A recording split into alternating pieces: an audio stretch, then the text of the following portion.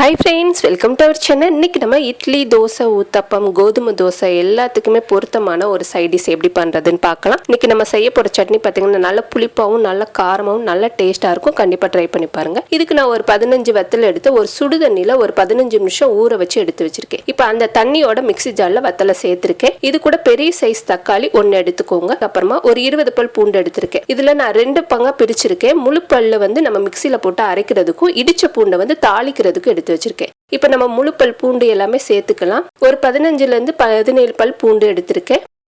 இது கூட ஒரு சின்ன நெல்லிக்காய் அளவுக்கு புளியும் சேர்த்துட்டு கொஞ்சமா உப்பு சேர்த்து இதை நல்லா நைஸா அரைச்சிக்கிற போறோம். அந்த தண்ணியிலே நைஸா அரைச்சுக்கோங்க. பத்தலைன்னா இன்னும் கொஞ்சம் தண்ணி ஊற்றி இந்த மாதிரி திக்கான பேஸ்ட் பதத்துக்கு அரைச்சி எடுத்துக்கோங்க. அடுத்து நம்ம தாளிக்கிறதுக்கு கடாயில ஒரு 4 டேபிள் ஸ்பூன் அளவுக்கு நல்லெண்ணெய் சேர்த்துக்கோங்க. இந்த சட்னிக்கு கொஞ்சம் ஆயில் கூட இருந்தால் தான் டேஸ்ட் நல்லா இருக்கும். இப்போ நல்லெண்ணெய் சேர்த்ததுக்கு அப்புறமா 1 டீஸ்பூன் அளவுக்கு கடுகு சேர்த்துக்கோங்க. கடுகு சேர்த்து நல்லா பொரிஞ்சதுக்கு அப்புறமா 1 டேபிள் ஸ்பூன் அளவுக்கு உளுந்தம்பருப்பு நல்லா செவக்கட்டும். இப்போ நல்லா செவந்துடுச்சு. இந்த டயத்துல ஒரு பெரிய வெங்காயம் பொடியா கட் பண்ணி வச்சிருக்கேன், அதையும் சேர்த்துக்கலாம். இது கூட நம்ம இடிச்சு வச்ச பூண்டையும் சேர்த்துக்கோங்க.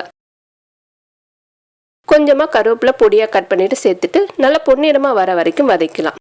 இப்போ நல்லா வதங்கினதுக்கு அப்புறமா நம்ம அரைச்சி வச்ச விழுதையும் சேர்த்துட்டு ஒரு 2 நிமிஷம் நல்லா மிக்ஸ் பண்ணிக்கோங்க. இந்த சட்னியில வந்து வெங்காயம் பூண்டெல்லாம் அங்கங்க கடிபடவும் போது நல்ல டேஸ்டா இருக்கும். 2 நாள் வரைக்கும் கூட இந்த சட்னி கெட்டு போகாது. இதுல கொஞ்சமா தண்ணி மிக்ஸ் பண்ணி நல்லா சுண்ட வைக்க போறோம். நல்லா எண்ணெய் பிரிஞ்சு வரணும். அந்த அளவுக்கு நல்லா அப்பப்ப மிக்ஸ் பண்ணும்போது எண்ணெய் பிரிஞ்சு சூப்பரான சட்னி வந்து ரெடி ஆயிடும். நல்ல காரமாகவும் நல்ல புளிப்பாகவும் நல்ல டேஸ்டியான சட்னியா இருக்கும். கண்டிப்பா ட்ரை பண்ணி பாருங்க.